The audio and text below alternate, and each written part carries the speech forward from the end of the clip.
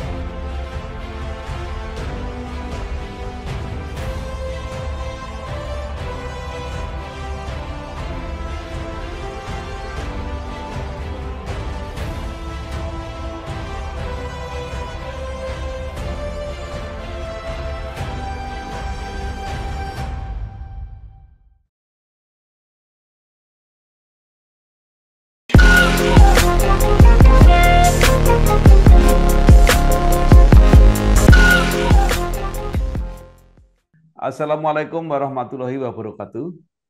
Bersama saya Bambang Sadorno di kanal Inspirasi untuk Bangsa. Mudah-mudahan kanal ini selalu bisa memberi inspirasi, motivasi, dan edukasi.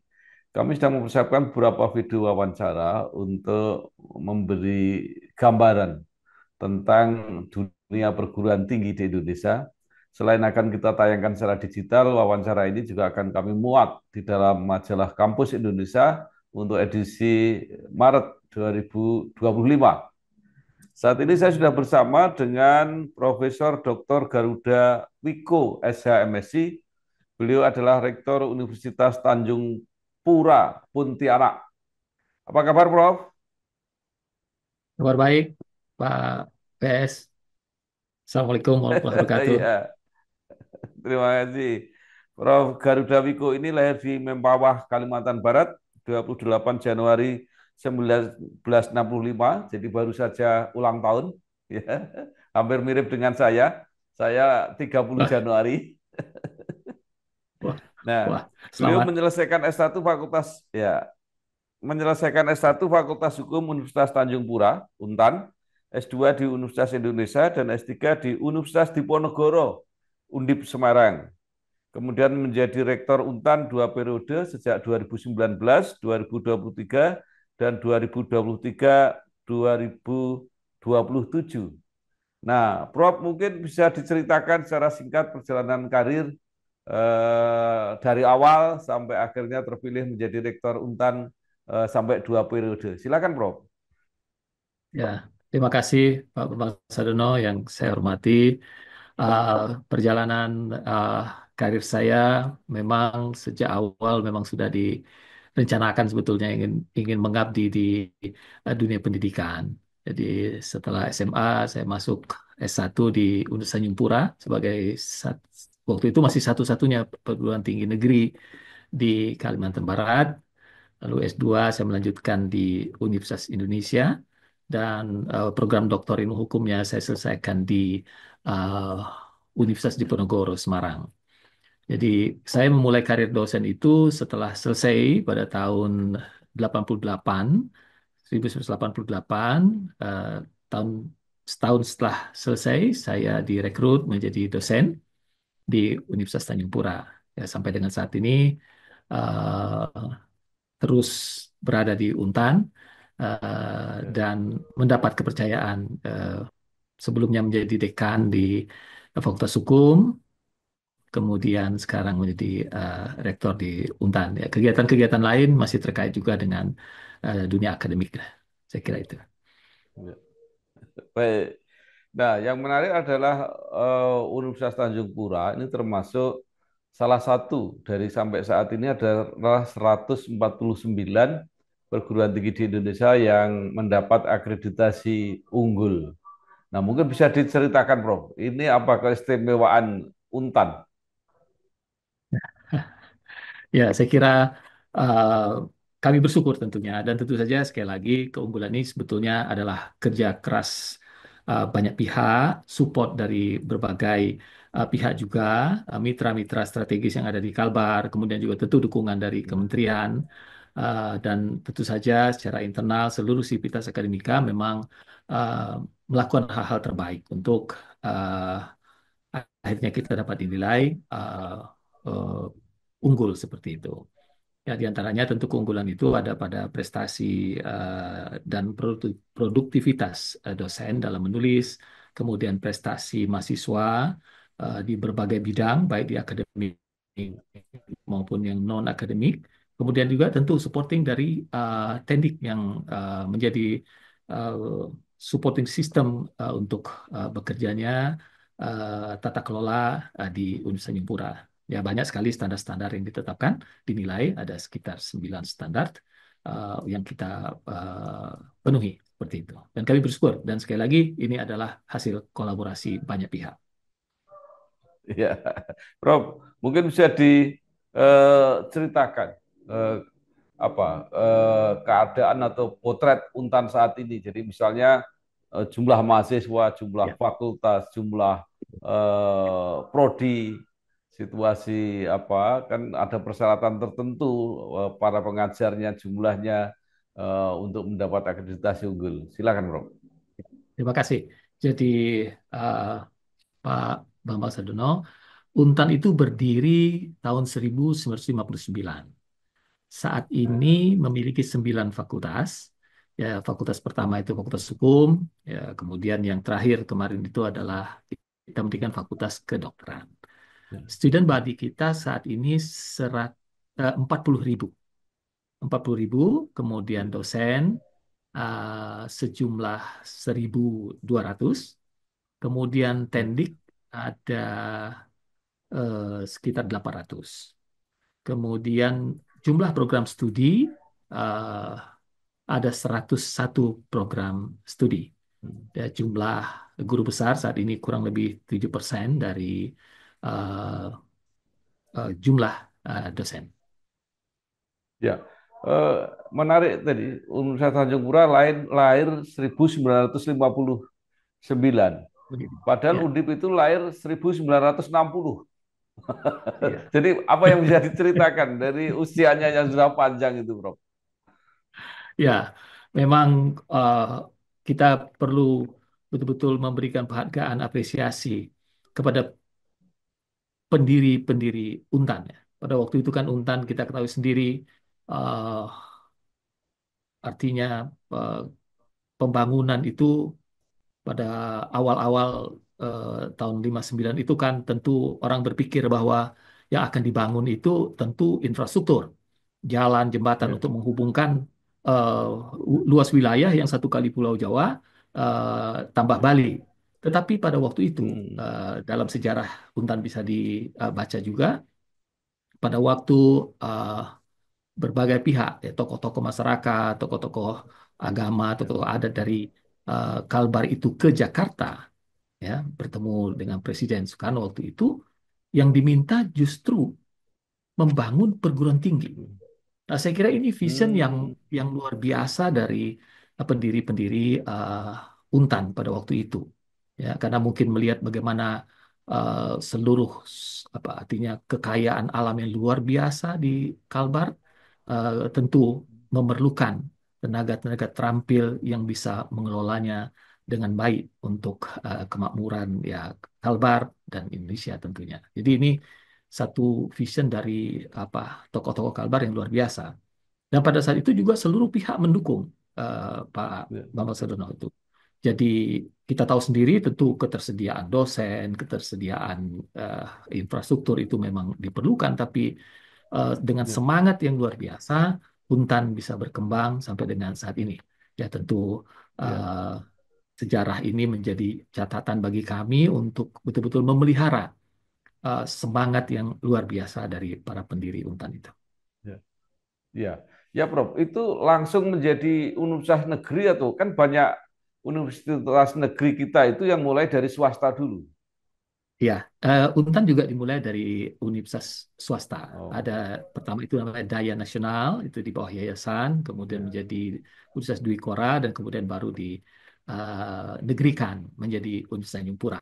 Ya, sama dengan nama Kodam 12 Tanjung Pura itu, kalau nama Untan itu. Iya.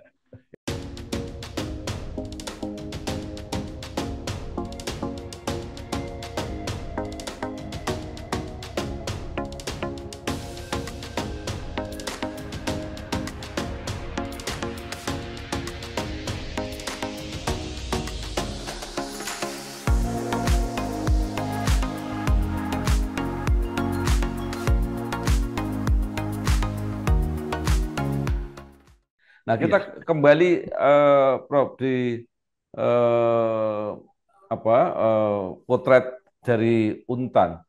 Kalau dalam kondisi sekarang berapa mahasiswa baru yang diterima dan untuk di Untan ini apa prodi yang paling favorit? Biasanya yang paling banyak peminatnya.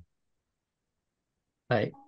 Jadi eh, di Untan untuk prodi yang eh, banyak diminati sebetulnya cukup banyak ya Pak Umar ya. Tapi memang Ya, biasanya itu di Fakultas Hukum, Fakultas Ekonomi, ya, kemudian sekarang ini juga terjadi apa ya cukup tinggi peminatnya itu di FKIP di pendidikan.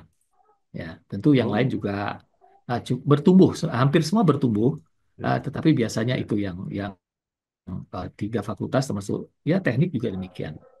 ya, Apa namanya pertumbuhan peminatnya cukup signifikan beberapa tahun terakhir ini. Tapi seluruh fakultas ya, rata-rata meningkat. Oleh karena itu sampai saat ini kita sudah memiliki 40.000 mahasiswa. Setiap tahun kita menerima antara 6.000 sampai dengan 7.000. Demikian juga untuk di ya, setiap periode tahun wisuda, ya 6 ribuan juga yang sudah selesai sebagai alumni. Saat ini alumni kita ya, sudah melebihi 100 ribu, 114.000 kurang ya. lebih seperti itu. Baik.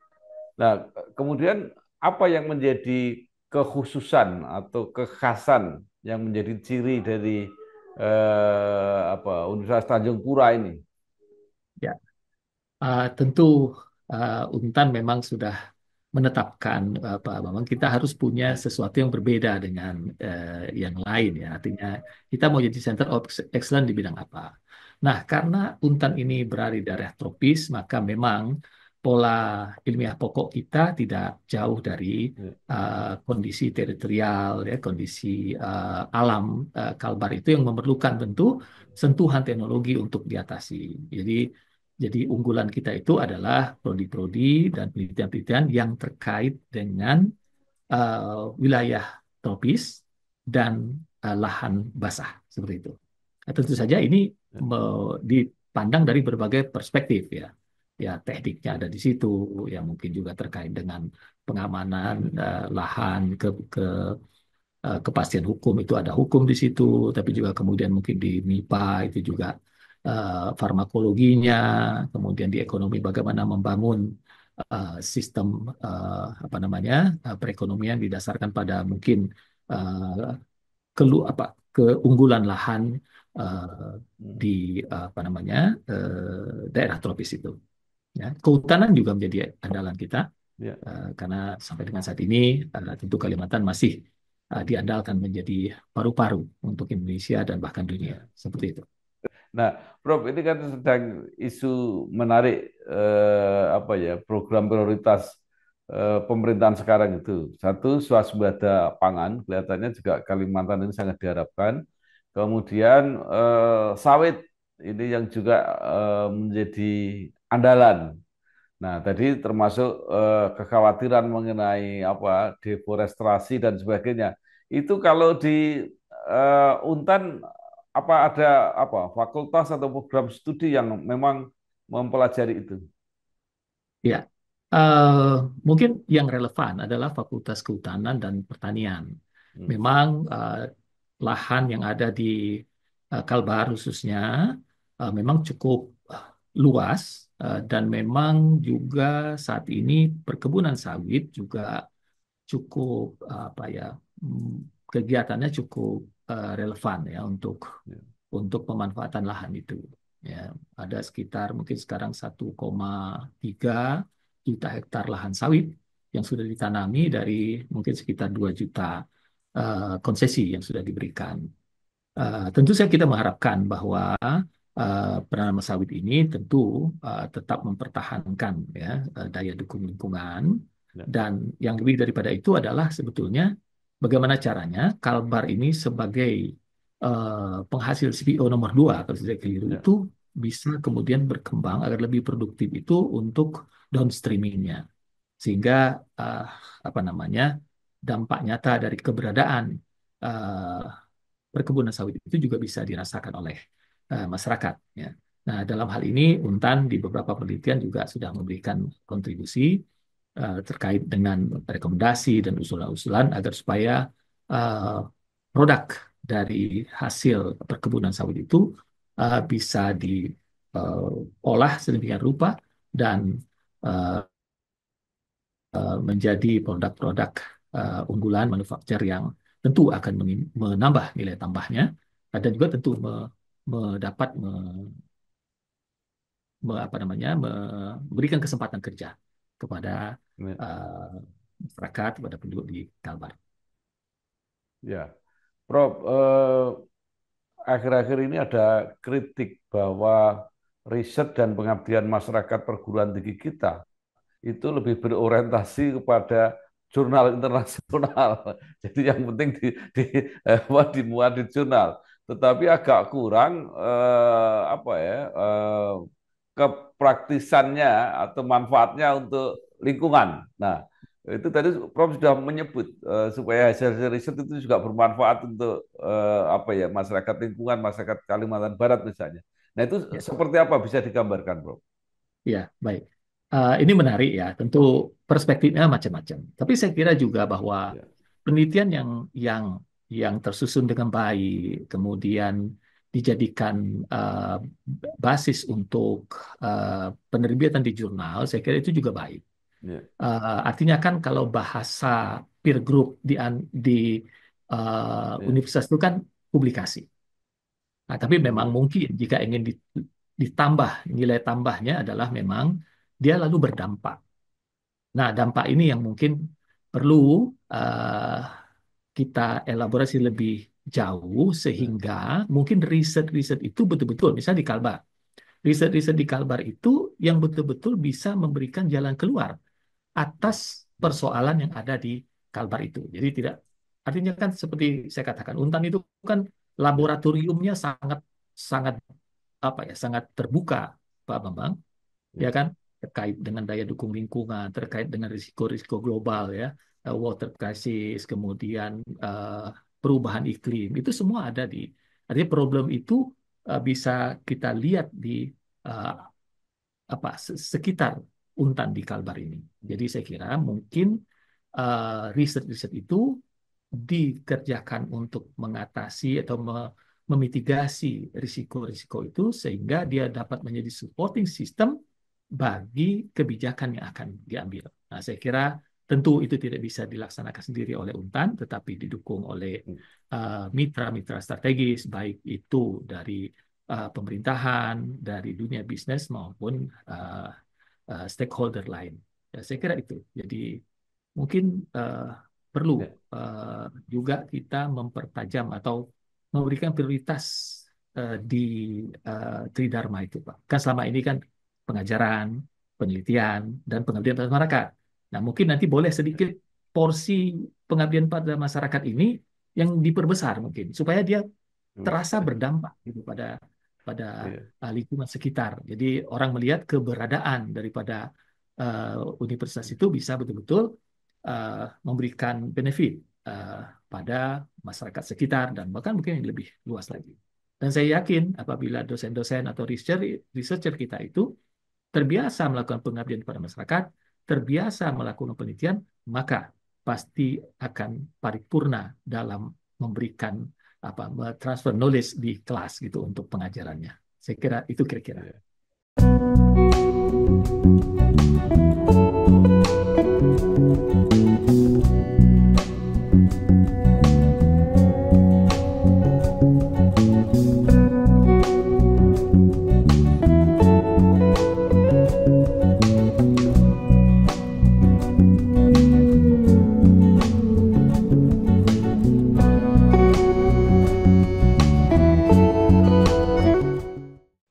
Iya, baik, Prof.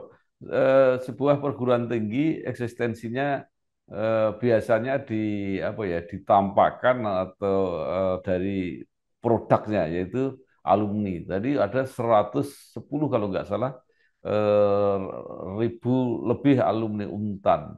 Nah, mungkin bisa digambarkan seperti apa ini para alumni ini di dalam pengabdiannya pada masyarakat ini.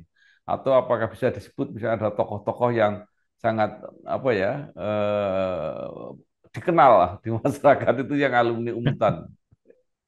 Ya tentu banyak ya. Mohon maaf, mungkin kalau disebutkan satu persatu, tapi tersebar Ya, di berbagai lembaga, baik itu di pemerintahan, baik itu di ya, apa namanya, di lembaga legislatif, di yudikatif juga, ya, dan tentu banyak sektor lain ya. Di ya, bidang usaha juga banyak ya. Nah, tentu dengan tidak mendahulukan satu dengan yang lain, saya kira juga di eh, banyak yang berkiprah di level nasional lah untuk di Untan ini. Eh, Dulu penasihat KPK itu Pak Tumpak Hatorangan juga itu adalah alumni pertama Fakultas Hukum oh, Untan. ya, oh, ya, Kemudian juga ya, ya, beberapa ya, ya, mungkin ya. Pak Wakil Presiden waktu itu Hamzah Has juga kalau tidak keliru juga Hmm, salah satu alumni ya yang pernah berkuliah lah di Universitas Singapura seperti itu. ya. Baik, luar biasa.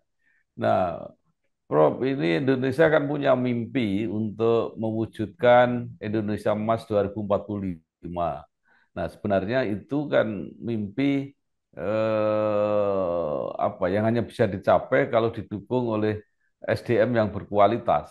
Nah, apakah ada apa ya, perhatian atau program-program khusus yang dilakukan di Untan yang menuju ke sana? Ya, eh, mungkin hanya beberapa bagian ya Pak BS ya. Saya kira begini, Ya, ya, tugas universitas dalam konteks menuju Indonesia Emas atau Indonesia Maju itu adalah ya, menjamin mutu dan tata kelola universitas. Sebagaimana dikatakan oleh Pak Menteri, Pak Satrio, bahwa ya, mutu itu penting dan mutu itu sederhananya adalah bagaimana kita dapat memenuhi harapan atau ya, dari sisi untannya memenuhi janjinya ya, untuk me- apa ya menghasilkan alumni-alumni yang memang relevan sesuai dengan kebutuhan zaman seperti itu. ya, ya. Baik. Nah, terakhir, Prof. Ini kan tadi disebut jumlah mahasiswa 40.000 ini termasuk cukup besar, ya walaupun apa, Ya, ada juga yang lebih besar. Nah, ini di beberapa daerah saya mewawancarai para rektor PTS terutama perguruan tinggi swasta itu merasa peluangnya untuk mendapat mahasiswa dan mahasiswa ada yang menurun juga karena perguruan tinggi makin banyak programnya, makin banyak apa peluang yang dipunyai termasuk Saya tidak tahu apakah Untan melakukan apa tidak, membuka kampus di luar kampus utama. Seperti apa kira-kira itu? Ya, baik, Pak Mau. Jadi, ya mungkin sesuai dengan sifat gotong royong, kita bergotong royong lah. Ya, artinya kan Ya, PTN dan PTS itu merupakan bagian yang punya misi yang sama ya. Dan juga sebetulnya eh, kemampuan daripada PTN untuk menampung lulusan sekolah SMA itu kan memang masih sangat terbatas. Bahkan ya, sampai saat ini kan APK kita kan juga masih ya, eh, sekitar mungkin 30-40% dari siswa SMA yang lulus yang bisa ditampung.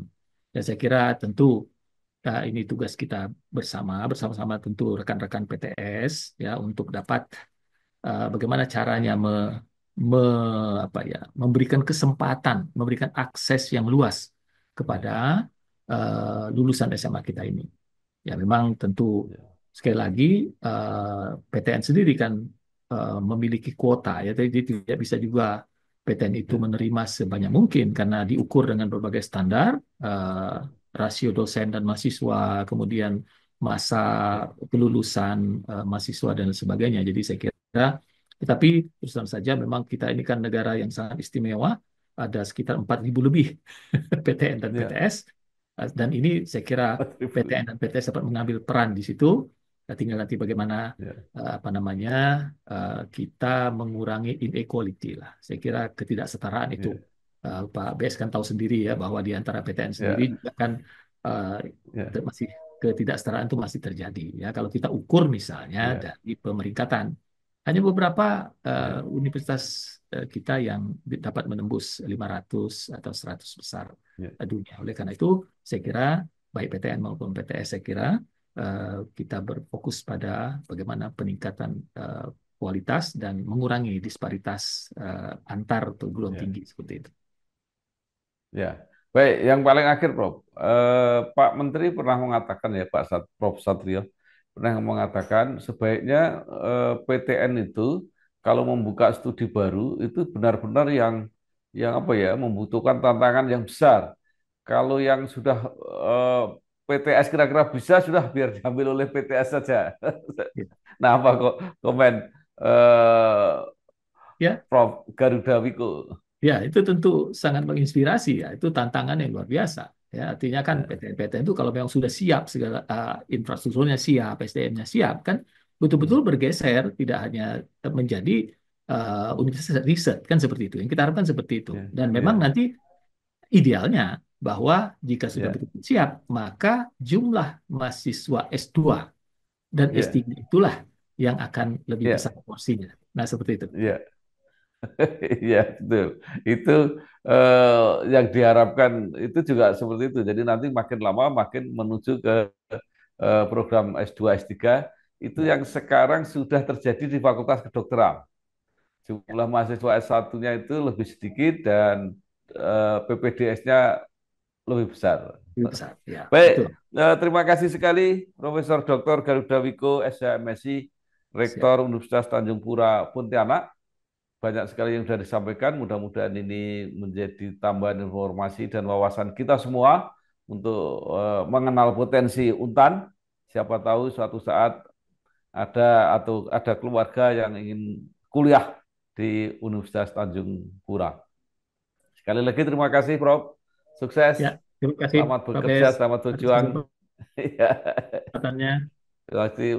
Oke, wassalamualaikum warahmatullahi wabarakatuh. Waalaikumsalam warahmatullahi wabarakatuh. Terima kasih Pak Bes, terima kasih pemirsa. Iya.